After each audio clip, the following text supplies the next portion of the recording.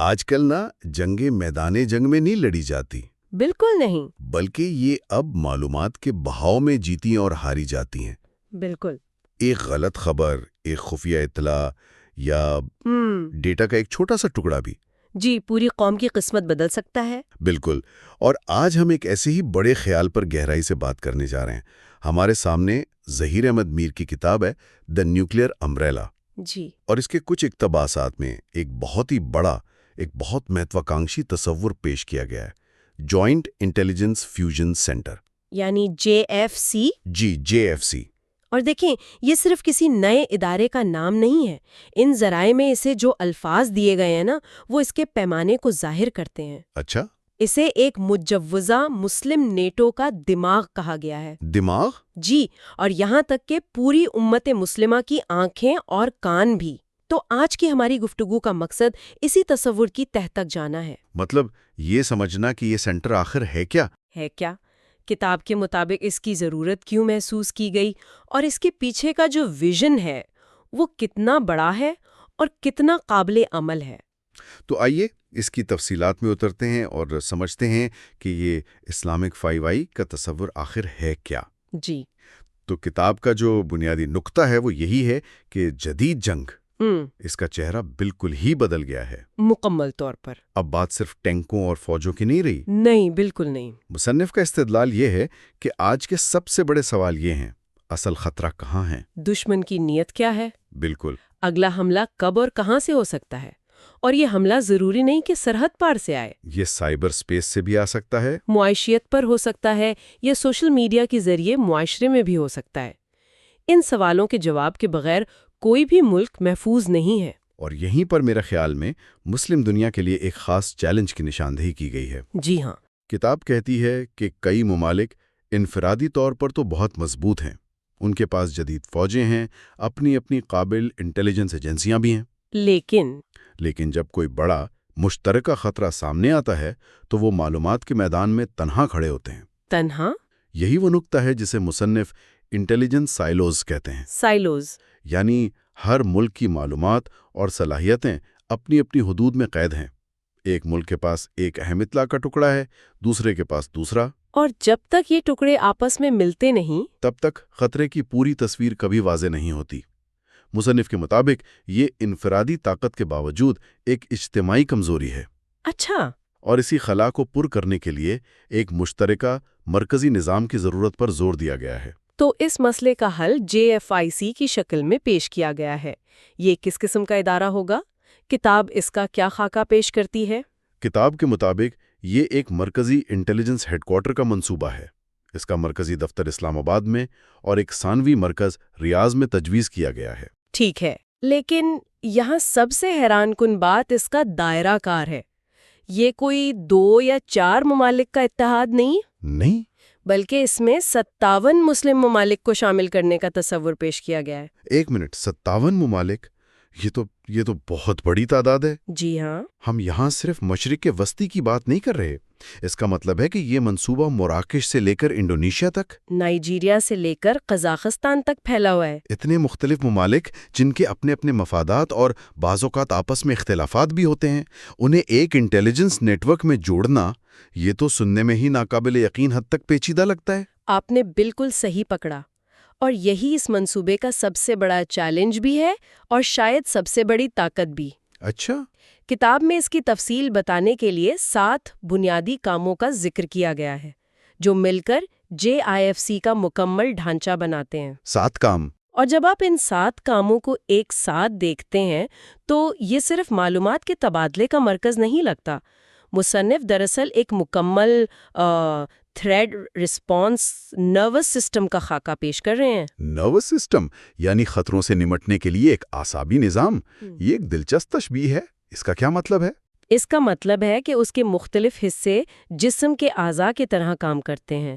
اس نظام کے کچھ حصے حواس کی طرح ہیں جو خطرے کو محسوس کرتے ہیں۔ بالکل، ہونے سے پہلے محسوس کرتے ہیں۔ کچھ حصے شیلڈ یعنی ڈھال کی طرح ہیں جو حملوں سے بچاتے ہیں۔ ٹھیک ہے۔ اور کچھ حصے ریڑھ کی ہڈی کی طرح ہیں جو پورے نظام کو جوڑ کر فوری رد عمل کو ممکن بناتے ہیں۔ ٹھیک ہے، یہ تو بہت دلچسپ ہے۔ تو آئیے اس نروس سسٹم کے حواس سے شروع کرتے ہیں۔ وہ کون سے کام ہیں جو خطرے کو پہلے سے بھانپ لیتے ہیں؟ اس میں 3 چیزیں آتی ہیں: ابتدائی وارننگ یعنی ارلی وارننگ، ٹھیک ہے، سیٹلائٹ اور ڈرون نگرانی، اور سب سے جدید اے آئی سے خطرے کی پیشگوئی۔ AI threat prediction. جی، ابتدائی وارننگ کا مطلب ہے کہ خطرہ جب سر پر آ جائے تب نہیں، بلکہ جب وہ بن رہا ہو تبھی اس کی نشاندہی کر لینا۔ اور سیٹلائٹ اور ڈرون تو جیسے آسمان پر موجود آنکھیں ہو گئی؟ بالکل، جو زمین پر ہونے والی ہر حرکت پر نظر رکھتی ہیں۔ لیکن یہ AI سے خطرے کی پیش گوئی، یہ کسی سائنس فکشن فلم جیسا نہیں لگتا؟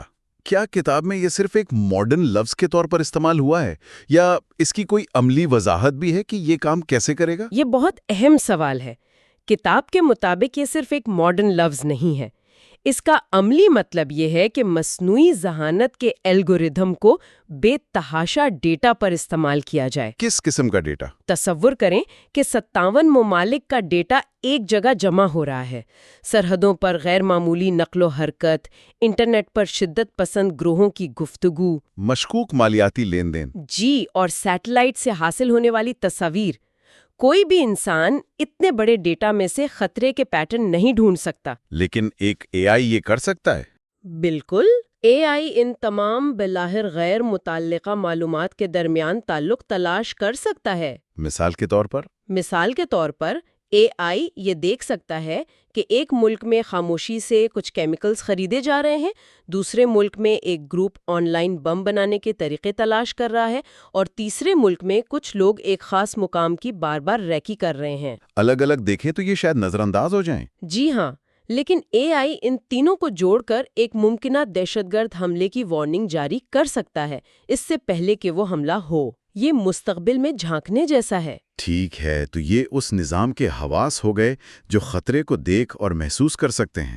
اب اس کی ڈھال کے بارے میں بتائیں جو حملوں سے بچاتی ہے۔ یہاں 2 اہم کام آتے ہیں: کاؤنٹر انٹیلیجنس اور ہائبرڈ وارفیئر مانیٹرنگ۔ ٹھیک ہے، کاؤنٹر انٹیلیجنس کا مطلب تو سیدھا ہے، صرف دوسروں پر نظر نہیں رکھنی بلکہ اپنے رازوں کی حفاظت بھی کرنی ہے اور دشمن کی جاسوسی کو ناکام بنانا ہے۔ ظاہر ہے جب اتنا بڑا اور حساس نظام ہو تو اسے دشمن کی دراندازی سے بچانا سب سے پہلی ترجیح ہوتی ہے۔ بالکل۔ اور یہ ہائبرڈ وارفیئر، یہ آج کل بہت سننے میں آتا ہے۔ کتاب کے مطابق اس سے کیا مراد ہے؟ کتاب کے مطابق ہائبرڈ وارفیئر وہ جنگ ہے جو ٹینکوں اور جہازوں سے نہیں لڑی جاتی۔ اچھا، اس میں فوجی حملے کے بجائے دوسرے طریقوں سے ملک کو کمزور کیا جاتا ہے۔ ایک ٹھوس مثال سے سمجھتے ہیں۔ جی بتائیے۔ تصور کریں کہ ایک ملک میں اچانک سوشل میڈیا پر ایک منظم مہم کے ذریعے حکومت کے خلاف نفرت پھیلائی جاتی ہے۔ ٹھیک ہے، اسی وقت اس کی سٹاک مارکیٹ میں افواہوں کے ذریعے افراتفری پیدا کی جاتی ہے، اور ساتھ ہی اس کے پاور گریڈ یا بینکنگ سسٹم پر چھوٹے چھوٹے سائبر حملے ہوتے ہیں۔ ان میں سے کوئی بھی روایتی معنوں میں جنگ نہیں ہے، لیکن یہ تینوں حملے مل کر کسی بھی ملک کو گھٹنوں پر لا سکتے ہیں۔ ہائبرڈ وارفیئر مانیٹرنگ کا کام اسی طرح کے مربوط غیر فوجی حملوں کو ایک ہی تصویر کے طور پر دیکھنا اور ان کا مقابلہ کرنا ہے۔ رد عمل کو ممکن بناتی ہے۔ یہاں آخری 2 کام آتے ہیں۔ پہلا ہے مشترکہ انسداد دہشت گردی یعنی جوائنٹ کاؤنٹر ٹیررزم۔ اس کا مطلب تو واضح ہے۔ جی، کہ تمام ممالک کی ایجنسیاں حقیقی وقت میں معلومات اور وسائل کا اشتراک کریں تاکہ دہشت گرد گروہوں کو کہیں بھی پناہ نہ مل سکے۔ لیکن یہ سب کچھ جس بنیاد پر کھڑا ہے وہ ہے 7واں اور سب سے اہم کام، محفوظ communication network. Secure communication network. جی، اور یہیں پر میرا وہی پہلا سوال واپس آتا ہے۔ اعتماد کا سوال۔ بالکل، یہ سب کچھ کاغذ پر بہت اچھا لگتا ہے، AI، سیٹلائٹ، کاؤنٹر انٹیلیجنس، لیکن یہ سب ایک چیز پر منحصر ہے: اعتماد۔ آپ 57 ممالک، جن میں سے کچھ علاقائی حریف ہیں، انہیں اس بات پر کیسے قائل کریں گے کہ وہ اپنی سب سے خفیہ اور سینسٹیو معلومات ایک مشترکہ نیٹ ورک پر شیئر کریں؟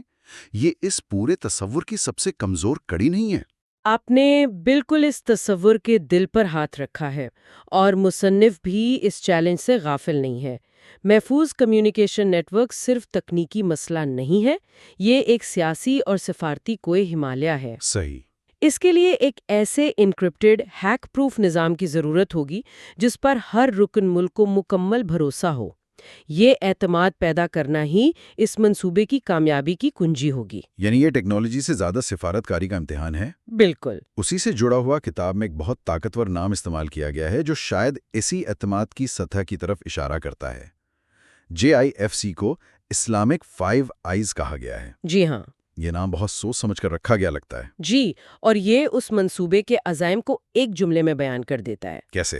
دیکھیں، جو اصل 5 آئیز اتحاد ہے، یعنی امریکہ، برطانیہ، کینیڈا، آسٹریلیا اور نیوزی لینڈ، جی، وہ دنیا کی تاریخ کا سب سے گہرا انٹیلیجنس اشتراک سمجھا جاتا ہے۔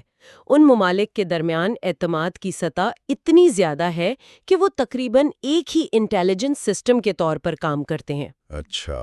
ان کی ایجنسیاں ایک دوسرے کے دفاتر میں بیٹھتی ہیں، ایک دوسرے کے سسٹمز تک رسائی رکھتی ہیں۔ تو جب مصنف JIFC کے لیے یہ اصطلاح استعمال کرتے ہیں تو وہ یہ کہہ رہے ہیں کہ مسلم دنیا کو بھی اسی سطح کے اعتماد اور انضمام کی ضرورت ہے۔ بالکل۔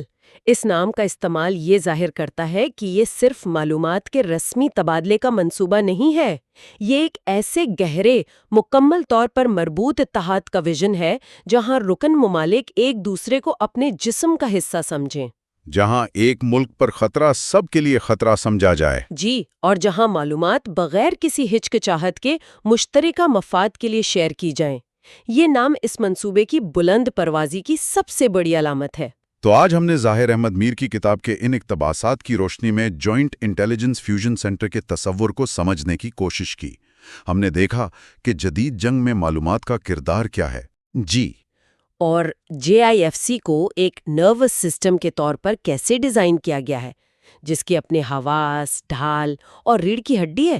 اور ہم نے یہ بھی دیکھا کہ اسے اسلامک 5 آئیز کہنے کے پیچھے کیا سوچ ہے۔ بالکل، ان ذرائع میں اس نظام کا ایک بہت متاثر کن تکنیکی اور اسٹریٹجک خاکہ تو پیش کر دیا گیا ہے، لیکن یہ گفتگو ہمیں ایک بنیادی اور بہت بڑے سوال پر لا کر چھوڑتی ہے۔ وہ کیا ہے؟ ہم نے ٹیکنالوجی، AI اور سیٹلائٹس کی بات کی، لیکن اس پورے ڈھانچے کی بنیاد ایک غیر ٹیکنیکل چیز پر ہے: انسانوں اور قوموں کے درمیان اعتماد۔ صحیح۔ تو سوچنے کی بات یہ ہے کہ ایک ایسا نظام جس میں 57 ممالک شامل ہوں، اسے حقیقت میں بدلنے کے لیے کیا صرف ٹیکنالوجی اور مشترکہ خطرات کا احساس ہی کافی ہوگا، یا اس کے لیے اس سے کہیں زیادہ گہرے سیاسی، سفارتی اور تہذیبی عزم کی ضرورت پڑے گی جو تاریخ میں پہلے کبھی نہ دیکھا گیا ہو؟ اس سوال کا جواب ہی اس ویژن کا مستقبل طے کرے گا۔ تو یہ آئیڈیا کوئی الگ تھلگ چیز نہیں ہے۔ بالکل نہیں، یہ اسی عالمی رجحان کا ایک حصہ ہے۔ چلیں تو پھر اس کی تفصیلات میں اترتے ہیں۔ کتاب کا سب سے بنیادی سوال یا نقطہ اس نظام کے مرکز کا ہے۔ مصنف تجویز کرتے ہیں کہ اس فیوژن سینٹر کا ہیڈ کوارٹر اسلام آباد میں ہو۔ جی، تو پہلا سوال تو یہی ذہن میں آتا ہے کہ اسلام آباد ہی کیوں؟ اس کی کیا دلیل دی گئی ہے؟ دیکھیے، مصنف یہاں ایک بہت بڑا اور آپ کہہ سکتے ہیں براہ راست دعویٰ کرتا ہے۔ کیا؟ کتاب کہتی ہے کہ ISI سب سے طاقتور مسلم انٹیلیجنس ایجنسی ہے۔ یہ تو بہت بڑا دعویٰ ہے۔ جی، اور یہ صرف ایک جملہ نہیں ہے۔ مصنف اس دعوے کو ثابت کرنے کے لیے کچھ ٹھوس مثالیں بھی دیتا ہے جو اس ایجنسی کی صلاحیتوں کو ظاہر کرتی ہیں۔ اچھا، اور وہ مثالیں کیا ہیں؟ کن کامیابیوں کا خاص طور پر ذکر کیا گیا ہے؟ کتاب میں 4 بڑی کامیابیوں کی فہرست دی گئی ہے۔ ایک تو دہشت گردی کے خلاف جنگ میں اس کا کلیدی کردار، جسے کتاب میں دہشت گردی کی کمر توڑنا کہا گیا ہے۔ صحیح۔ دوسرا ہائیبرڈ وارفیئر کا مقابلہ کرنا، جو آج کل جنگ کا ایک بہت اہم میدان ہے۔ تیسرا دشمن کے انٹیلیجنس نیٹ ورکس کو بے نقاب کرنا۔ اور چوتھا جو شاید سب سے اہم ہے، ملک کے جوہری اثاثوں کا تحفظ یقینی بنانا۔ تو مصنف کے مطابق یہ صرف کامیابیاں نہیں ہیں، بلکہ یہ صلاحیت کو پرکھنے کا ایک پیمانہ ہے۔ بالکل۔ کتاب میں کچھ تکنیکی اصطلاحات بھی استعمال ہوئی ہیں، جیسے ہیومنٹ، سیگنٹ، سائبرنٹ اور جیوئنٹ۔ یہ سننے میں بہت پیچیدہ لگتی ہیں، لیکن ان کا تصور بہت سیدھا ہے۔ یہ اصل میں انٹیلیجنس جمع کرنے کے بنیادی ستون ہیں۔ اچھا۔ ہیومن کا مطلب ہے ہیومن انٹیلیجنس، یعنی انسانوں کے ذریعے معلومات حاصل کرنا۔ ایجنٹس، مخبر، یہ سب اسی میں آتے ہیں۔ یہ سب سے پرانا طریقہ ہے۔ اور سیگنٹ؟ سیگنٹ یعنی سگنلز انٹیلیجنس۔ اس میں دشمن کی کمیونیکیشنز جیسے phone calls, e mails, radio signals ان کو پکڑا جاتا ہے۔ صحیح۔ اور سائبرنٹ تو نام سے ہی ظاہر ہے۔ جی، سائبر دنیا میں ہونے والی سرگرمیوں پر نظر رکھنا، اور آخر میں جیو اینٹ یعنی جیو اسپیشل انٹیلیجنس، جس میں سیٹلائٹ تصاویر اور دوسرے جغرافیائی ڈیٹا کا تجزیہ کیا جاتا ہے۔ جیسے فوج کی نقل و حرکت پر نظر رکھنا؟ بالکل۔ تو مصنف کا ان سب کا ذکر کرنے کا مقصد یہ ہے کہ ایک جدید انٹیلیجنس ایجنسی کو ہر میدان میں ماہر ہونا چاہیے، صرف ایک شعبے میں مہارت کافی نہیں۔ تو کتاب کا استدلال یہ ہے کہ چونکہ اس ایجنسی نے ان تمام شعبوں میں اپنی صلاحیت ثابت کی ہے، اس لیے وہ اس مجوزہ نظام کا دماغ بننے کی فطری امیدوار ہے۔ جی ہاں، یہی ان کا کلیدی نقطہ ہے۔ ٹھیک ہے، یہ بات تو سمجھ میں آتی ہے۔ اگر اسلام آباد اس پورے نظام کا مرکزی دماغ ہے تو پھر اس کے باقی حصے کیا ہوں گے؟ کیونکہ اتنا بڑا نظام صرف ایک شہر سے تو نہیں چل سکتا ہے نا؟ یہ ایک بہت اچھا سوال ہے، اور یہاں یہ تصور مزید دلچسپ ہو جاتا ہے۔ کیسے؟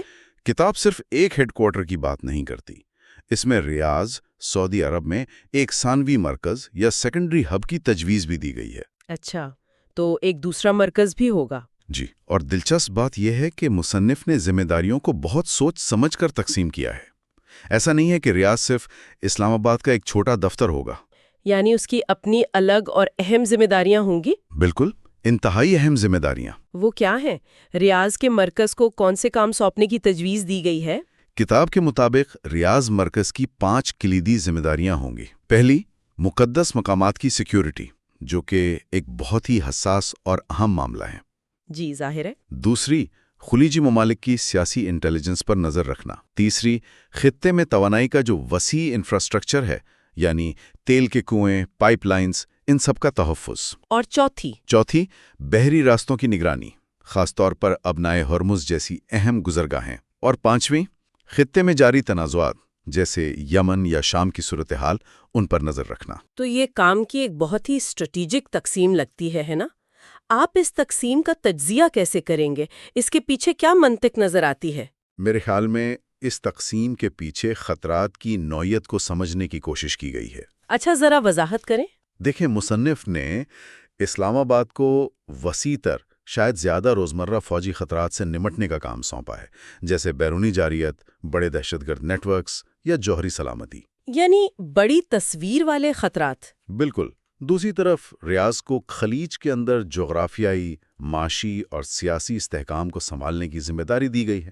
توانائی کا تحفظ، بحری تجارت، علاقائی تنازعات۔ یہ وہ چیزیں ہیں جو عالمی معیشت کے لیے فوری اہمیت رکھتی ہیں؟ جی ہاں، تو ایک طرح سے اسلام آباد کو ڈھال اور تلوار کا کام دیا گیا ہے، جبکہ ریاض کو خطے کے معاشی اور سیاسی دل کی حفاظت کا۔ یہ بہت دلچسپ تجزیہ ہے۔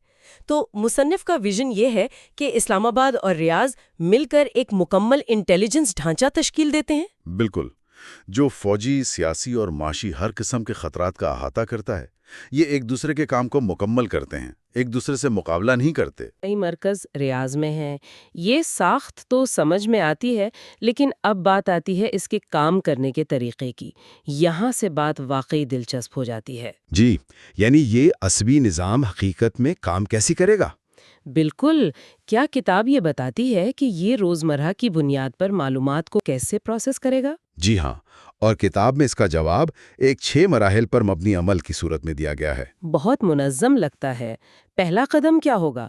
پہلا مرحلہ یہ ہے کہ تمام رکن ممالک روزانہ کی بنیاد پر اپنی جمع کردہ خفیہ معلومات، چاہے وہ کسی مخبر سے ملی ہو، سیٹلائٹ تصویر ہو یا کوئی فون کال، ایک مرکزی محفوظ نظام میں اپلوڈ کریں گے۔ تو پہلا قدم ڈیٹا اکٹھا کرنا ہے، اس کے بعد؟ دوسرا مرحلہ ٹیکنالوجی کا ہے۔ اس کے بعد مصنوعی ذہانت یعنی AI اس تمام ڈیٹا کا تجزیہ کرے گی، یعنی جو درجنوں ممالک سے آیا ہوگا۔ جی ہاں بالکل، اور وہ اس میں سے ایسے پیٹرنز، روابط اور ممکنہ خطرات تلاش کرے گی جو کسی ایک ملک کے لیے دیکھنا ناممکن ہے۔ اور یہاں AI کا کردار بہت اہم ہے نا؟ بہت زیادہ۔ جب ہم کہتے ہیں کہ AI ڈیٹا کا تجزیہ کرے گا تو اس کا مطلب ہے کہ الگوریدم لاکھوں رپورٹس اور کمیونیکیشنز میں سے غیر معمولی چیزیں تلاش کریں گے۔ کوئی مثال دے سکتے ہیں؟ جی، مثال کے طور پر اگر 10 مختلف ممالک سے ملنے والی بظاہر غیر متعلقہ معلومات میں اچانک کسی خاص سرحد پر غیر معمولی نقل و حرکت، سائبر حملوں میں اضافہ اور مالیاتی لین دین میں تیزی نظر آئیں، تو اے آئی ان تینوں کو جوڑ دے گا؟ بالکل، وہ ان تینوں کو جوڑ کر فوری طور پر ایک ممکنہ خطرے کے طور پر فلیگ کر دے گا۔ یہ وہ کام ہے جو انسانوں کے لیے اگر ناممکن نہیں تو بہت مشکل اور وقت طلب ہے۔ صحیح۔ تو تیسرا مرحلہ اسی تجزیے کی بنیاد پر ہے۔ اے آئی ہر خطرے کی سطح کا تعین کرے گا۔ یعنی یہ کتنا فوری ہے اور کتنا سنگین، ریڈ، اورنج اور یلو الرٹ کی طرح۔ اور چوتھے مرحلے میں جیسے ہی کوئی سنگین خطرہ سامنے آئے گا، ہیڈ کوارٹر اسلام آباد اور ثانوی مرکز ریاض کو فوری طور پر اطلاع دی جائے گی۔ اس اطلاع کی بنیاد پر متعلقہ علاقائی کمانڈز کو جوابی کارروائی کے لیے احکامات بھیجے جائیں گے۔ اور آخری مرحلہ؟ اور آخری چھٹا مرحلہ یہ ہے کہ اس پورے عمل کے دوران 24 گھنٹے بحران کی نگرانی کی جائے گی تاکہ صورتحال پر قابو پایا جا سکے۔ کتاب میں اس پورے نظام کے لیے ایک بہت طاقتور تشبیہ استعمال کی گئی ہے، مسلم نیٹ ورک کا عصبی نظام یا نروس سسٹم۔ جی، اور یہ صرف ایک اچھا جملہ نہیں ہے، بلکہ یہ اس نظام کے کام کرنے کے انداز کی بالکل صحیح وضاحت کرتا ہے۔ کیسے؟ جیسے انسانی جسم میں اعصابی نظام دماغ سے پیغامات کو فوری طور پر جسم کے باقی حصوں تک پہنچاتا ہے تاکہ خطرے پر فوری رد عمل دیا جا سکے، اسی طرح مصنف کا تصور ہے کہ یہ انٹیلیجنس سینٹر کام کرے گا۔ یعنی ایک انتہائی تیز، ذمہ دار اور مرکزی طور پر مربوط نظام۔ بالکل، جسے کسی بھی خطرے پر تقریباً فوری طور پر ریئل ٹائم میں رد عمل دینے کے لیے ڈیزائن کیا گیا ہے۔ تو ہم نے اس کی ساخت دیکھ لی، اس کے کام کرنے کا طریقہ سمجھ لیا، لیکن اب سب سے بڑا سوال، اس سب کا نتیجہ کیا ہوگا؟ جی، یعنی اس سب کا فائدہ کیا ہے؟ بالکل۔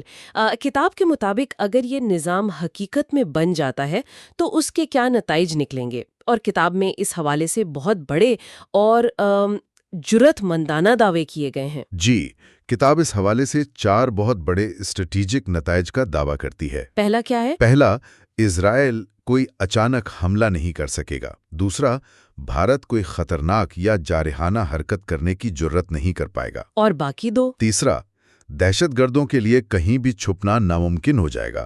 اور چوتھا، بیرونی ایجنسیاں مسلم دنیا میں اپنے مقاصد میں کامیاب نہیں ہو سکیں گی۔ مطلب یہ تو بہت بڑے دعوے ہیں۔ ان کے پیچھے مصنف کی کیا اسٹریٹجک منطق ہے؟ مثال کے طور پر یہ دعویٰ کہ اسرائیل یا بھارت کوئی حملہ نہیں کر سکیں گے، یہ کس بنیاد پر کیا جا رہا ہے؟ دیکھیں، اس کے پیچھے بنیادی نظریہ اسٹریٹجک سرپرائز کو ختم کرنا ہے۔ Strategic surprise? جی، یعنی اچانک حملہ کرنا۔ جدید جنگ میں یہ کامیابی کی کنجی ہوتا ہے۔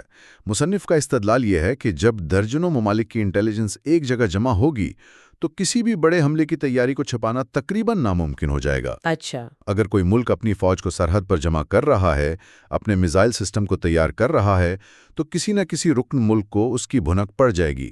جب یہ تمام معلومات ایک جگہ جمع ہوں گی تو حملے کا منصوبہ شروع ہونے سے پہلے ہی بے نقاب ہو جائے گا۔ اور جب سرپرائز کا عنصر ختم ہو جاتا ہے تو حملے کی کامیابی کے امکانات بہت کم ہو جاتے ہیں۔ بالکل۔ اور دہشت گردوں اور بیرونی ایجنسیوں کے بارے میں کیا منطق ہے؟ وہ بھی اسی اصول پر مبنی ہے۔ دہشت گرد گروہ کامیاب اس لیے ہوتے ہیں کیونکہ وہ ممالک کے درمیان موجود دراڑوں اور سرحدوں کا فائدہ اٹھاتے ہیں۔ ایک ملک میں منصوبہ بندی، دوسرے میں کارروائی۔ جی، ایک متحدہ انٹیلیجنس نظام اس پورے نیٹ ورک کو ایک ہی تصویر میں دیکھ سکے گا۔ اگر ایک دہشت گرد ایک ملک سے نکل کر دوسرے میں داخل ہوتا ہے تو اس کی معلومات فوری طور پر شیئر ہو جائے گی۔ اس طرح ان کے لیے کوئی محفوظ پناہ گاہ نہیں بچے گی۔ تو بنیادی طور پر کتاب کا مرکزی پیغام یہ ہے کہ معلومات کا عدم توازن ایک کلیدی کمزوری ہے۔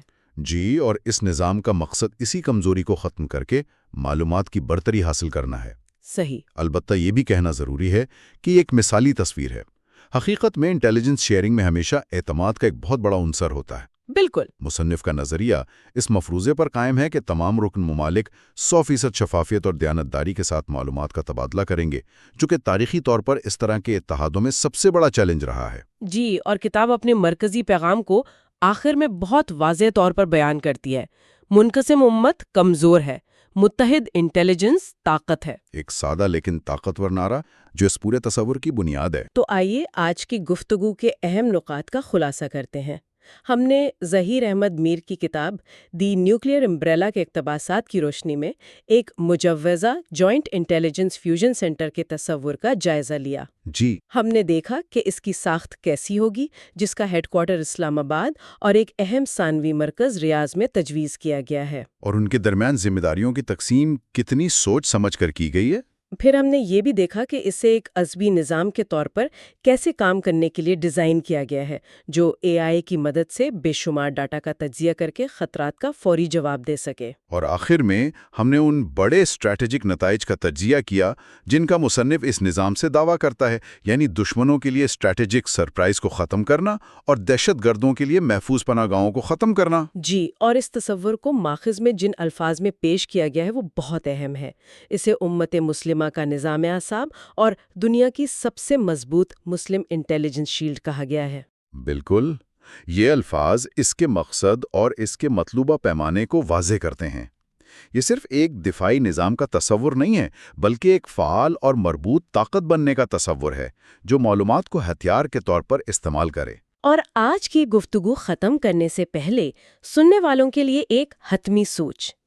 ماخذ میں پیش کیا گیا یہ پورا تصور مکمل طور پر بیرونی خطرات پر توجہ مرکوز کرتا ہے، جیسے دوسرے ممالک کے حملے یا دہشت گردی۔ جی ہاں، یہ ایک اہم نقطہ ہے۔ لیکن غور کرنے کے لیے ایک سوال یہ ہے کہ اس طرح کا ایک طاقتور مرکزی انٹیلیجنس نظام جو درجنوں ممالک پر مشتمل ہوگا، ان ممالک کے ایک متنوع گروہ کے اندر موجود پیچیدہ داخلی سیاسی اختلافات اور باہمی رقابتوں سے کیسے نپٹے گا؟ یہ واقعی ایک بہت بڑا سوال ہے جس پر مزید غور کیا جا سکتا ہے۔